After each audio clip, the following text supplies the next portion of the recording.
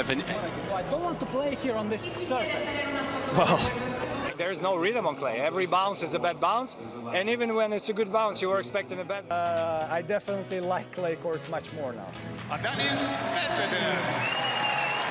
네, 키키올릭입니다. 오늘 영상의 주제는 다닐 메드베데프의 클레이 로맨스입니다. 자, 클레이 징크스를 갖고 있던 메드베데프가 어쩌다가 클레이와 이렇게 궁합이 잘 맞게 됐고, 또 나아가서 프랑스 오픈에 3대 우승 후보로까지 격상됐는지 그 이유를 심층 분석해 보겠습니다. 메드베데프가 로마 마스터스 결승전에서 20살 홀거 루네를 물리치고 생애 첫 클레이 마스터스 타이틀을 차지했습니다. 자, 한때 세계 1위였고요. 이미 메이저 대회 US 오픈을 우승한 메드베데프가 그까짓 클레이 마스터스 하나가 먹었다고 왜 호들갑인가 하실 분도 계시겠지만요. 메드베데프가 프랑스 오픈을 앞두고 클레이 최고 대회인 로마 오픈을 우승한 건 매우 놀랍고 중요한 사실입니다. 자, 무엇보다 과정이 대단했는데 그가 물리친 선수들의 면면이 알렉산더 즈베레프, 치치파스, 그리고 홀거 루네인데요. 이들은 모두 클레이 코트에서 굉장히 강한 선수들이기 때문입니다. 자, 일단 제 생각부터 말씀을 드릴게요. 저는 올 것이 왔다라는 느낌이 강하게 들었습니다. 그동안 저는 왜 메드베데프가 클레이에서 약할까? 오히려 이것이야말로 진짜 미스터리에 가까운 일이라고 생각을 했거든요. 자, 클레이 코트가 어떤 코트인가요? 자, 키워드는 디펜스, 롱랠리, 리턴, 체력 이런 거 아닌가요? 이 클레이 코트의 특성에 부합하는 요소들을 메드베데프보다 더 잘 구현하는 선수 드뭅니다.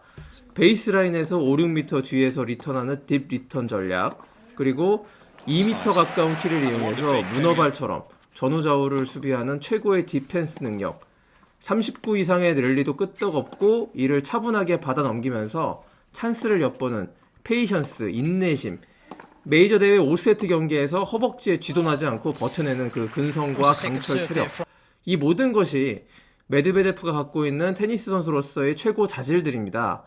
오히려 이 능력과 잠재력이 그동안 클레이 코트에서 발현되지 않았던 것들이 저는 이상했습니다. 자, 사실 메드베데프는 2019년부터 각성하기 시작했는데요. 그 각성의 첫 번째 출발점이 클레이 시즌이었습니다. 자, 몬테카를로 마스터스에서 4강까지 올라왔는데 이 과정에서 조코비치를 이겼고요.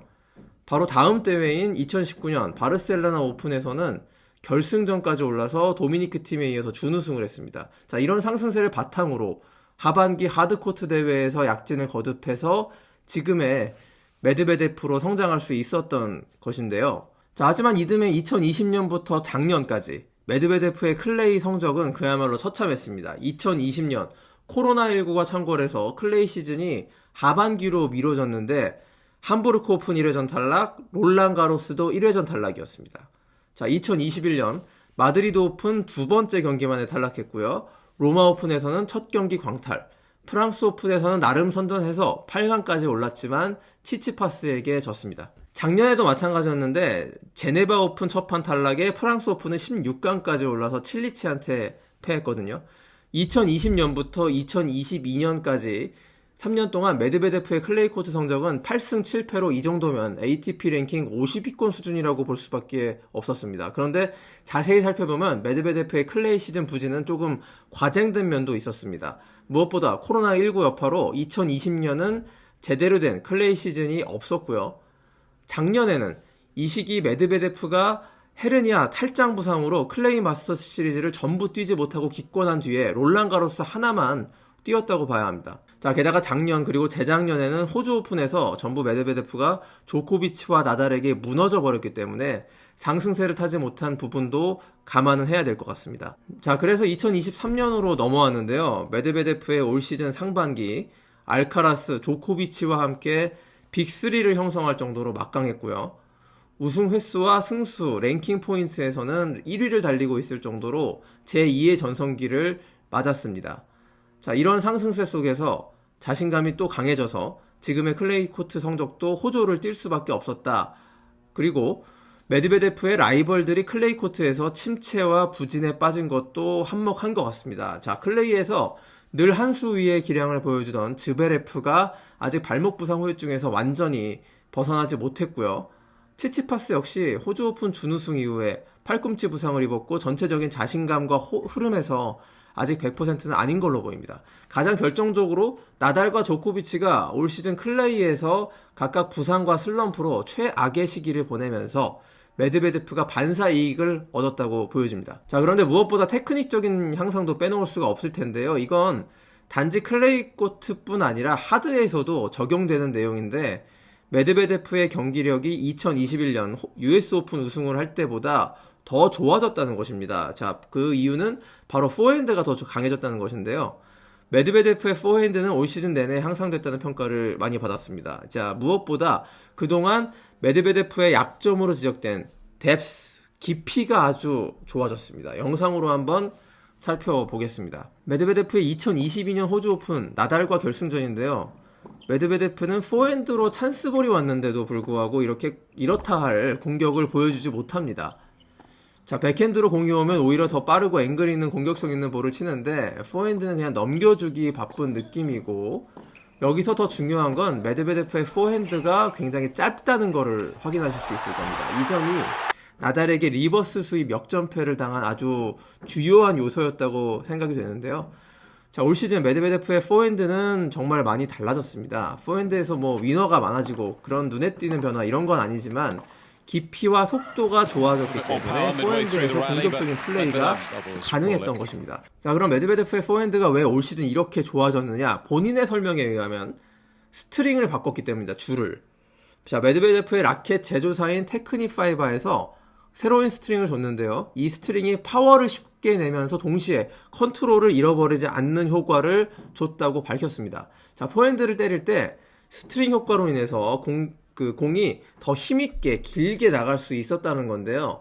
라켓 헤드 사이즈와 스트링의 조합을 바꿔서 많은 선수들이 실제로 플레이에 긍정적인 변화를 받은 건 뭐 주지의 사실이죠. 우리나라의 정윤성 선수도 내추럴 거트에서 폴리에스테르 재질의 스트링으로 바꿔서 올 시즌에 좋은 효과를 봤다고 하고요. 테니스 왕제 로저 페더러 30대 중반에 라켓 헤드 사이즈를 90에서 97 사이즈로 올려서 백핸드와 서브 능력을 보완할 수 있었습니다. 자, 메드베데프의 클레이 약진을 보면 저는 영국의 앤디 머리가 떠오르는데요. 앤디 머리와 메드베데프는 사실 유사점이 없지 않습니다. 이 포핸드보다 백핸드를 더 잘 치고요. 전체적인 공격성보다는 디펜스 비중이 좀 더 크고, 드롭샷과 로브 등 기술샷에도 굉장히 능통한, 그렇게까지 공격적이지 않으면서 메이저 챔피언에 오른 공통점이 있는 두 선수로 저는 평가하고 싶은데요. 앤디 머리 역시 20대 중반까지 클레이에서 성적이 신통치 않았습니다. 자, 그러던 것이 2015년부터 각성을 하기 시작해서 이듬해 롤란 가로스에서는 결승까지 올라 조코비치에 이어서 준우승을 차지하기도 했죠. 메드베데프도 이제 20대 중반을 넘어서 후반을 향해 가는 이 시점이기 때문에 클레이에서도 자연스럽게 최고의 경기력을 발휘할 수 있는 것 같습니다. 자, 그리고 사실 모던 테니스에서 클레이와 하드의 경기 방식 차이가 과거처럼 크지 않다는 점도 꼭 짚고 넘어가야 되는데요. 1980년대까지만 해도 클레이에서는 수비 위주로 롱랠리를 잘하는 선수들이 득세를 했고, 하드나 잔디에서는 서브가 세고 발리에 능한 공격적인 플레이를 해야만 성공을 할 수가 있었습니다. 그래서 프랑스 오픈과 윈블던을 동시 석권하는 게 거의 불가능에 가까운 일이었고요. 이걸 3차례나 해낸 1970년대 전설 비에른 보리는 정말 대단한 선수라는 평가를 그래서 받았던 겁니다. 자, 하지만 지금 테니스는 하드나 클레이나 기본적인 플레이 패턴은 똑같습니다. 강서브를 넣고 랠리를 이어가다가 포핸드나 백핸드 강타로 포인트를 획득하는 것. 자, 메드베데프는 어떻게 보면 하드에서 클레이 방식의 경기 스타일을 자기 걸로 만들어가지고요, 엄청난 성공을 거둔 선수로 볼 수가 있는데요. 자, 이제 메드베데프는 시즌의 4분의 1 이상을 차지하는 클레이에서도 우승 후보로 당당히 꼽히면서 이제 반쪽 선수라는 꼬리표를 뗄 수 있게 됐습니다. 메드베데프의 로마 오픈 우승은 한 가지 중요한 변화를 야기했습니다. 프랑스 오픈에서 메드베데프가 2번 시드를 받게 된 겁니다. 이것이 의미하는 바 1번 시드 알카라스와 3번 시드 조코비치가 4강에서 미리 보는 결승전을 치를 가능성이 생겼다는 건데요. 이번 주 금요일이죠. 금요일에 예정된 롤란 가로스 대진 추첨에서 누가 웃을지 궁금합니다.